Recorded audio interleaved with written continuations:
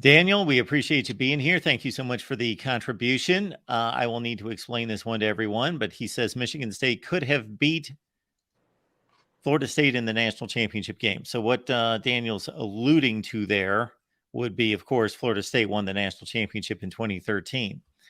They played Auburn, who had one loss and won the SEC. Michigan State could have, based on the formula, had things shaken out a little bit differently in regards to the AP and the coaches poll and the BCS formula and all that. Michigan State had just defeated an undefeated Ohio State team in the Big Ten championship game, and Michigan State was also, like Auburn, 13-1 and were the Big Ten champions. So we are reviewing national championship seasons, and we certainly called that into question.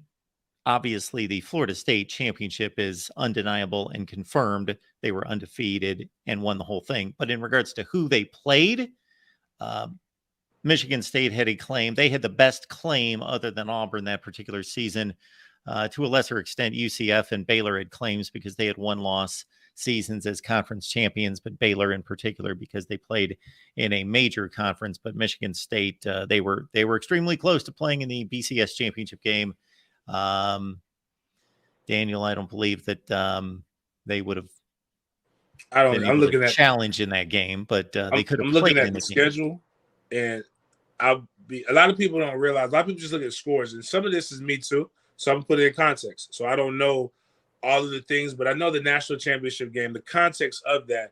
Not David Kelly. Oh, what's the guy's name? Anyways, the guy who was who was our quarterbacks coach previous years was over on Auburn's staff. And Jimbo, in all of his brilliance, did not change the signals. He used the same signals that he used. So they were getting tipped off to what it is that we were doing in the first half.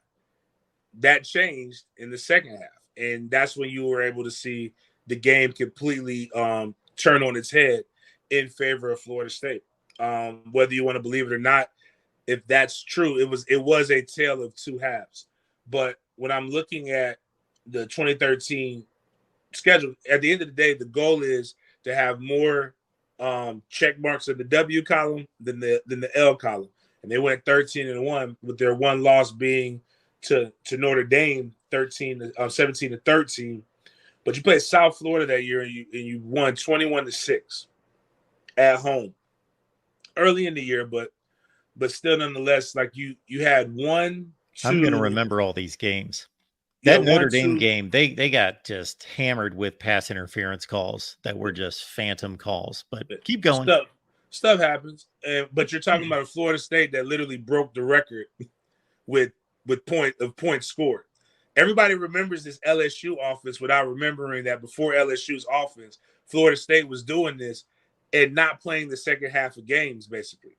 So it wasn't even like people talk about Jameis Winston's stats. If Jameis Winston would have been able to play at least a minimum of 3 quarters, I know a lot of times in high school when you have a really good team, there's coaches that take a 3-quarter and a drive rule. No matter what's happening, their starters will play 3 quarters in the first drive of the fourth quarter, so that they can get their reps and stuff that they need.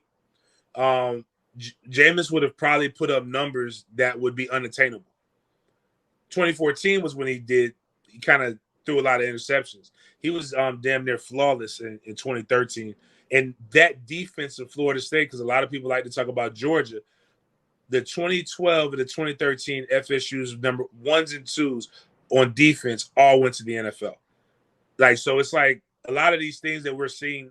That's why I always tell people, don't get so caught up in the SEC having so many people drafted. It's a cyclical thing. It wasn't that long ago, again, that you were seeing entire teams from Clemson and Florida State, even in Miami Hurricanes, going off into the NFL like that. So while, and that Auburn team was pretty good. Obviously, we're talking about Kalen Fox potentially not coming to Florida State. He's going to that coach who was on that Auburn team. I actually think a better matchup, not for a national championship, but just that would have probably been better for TV, would have probably been seeing Auburn play Michigan State. Malzahn runs a spread, and everybody hears spread, they automatically think throw. but that's not how his spread is ran. He runs almost like a power type of spread. It's the quarterback has to be athletic. They get active. They run the ball a lot. They run to set up the throw.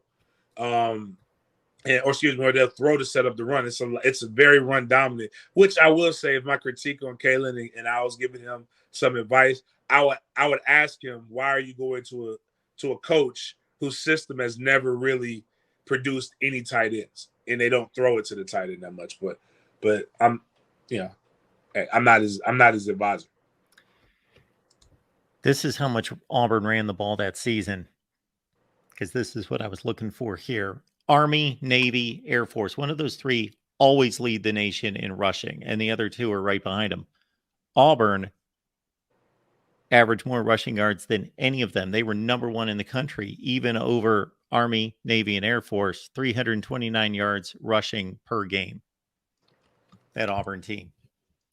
What else would have been a really good matchup is had Auburn not had the kick six and a little bit of fortune against Bama, or the previous game, a little bit of fortune against Georgia a couple weeks earlier with a deflected pass for a touchdown in the last minute. Then you've got Florida State and Alabama in the national championship game. That's what we wanted. That's what we wanted. We wanted Bama. That's what we say.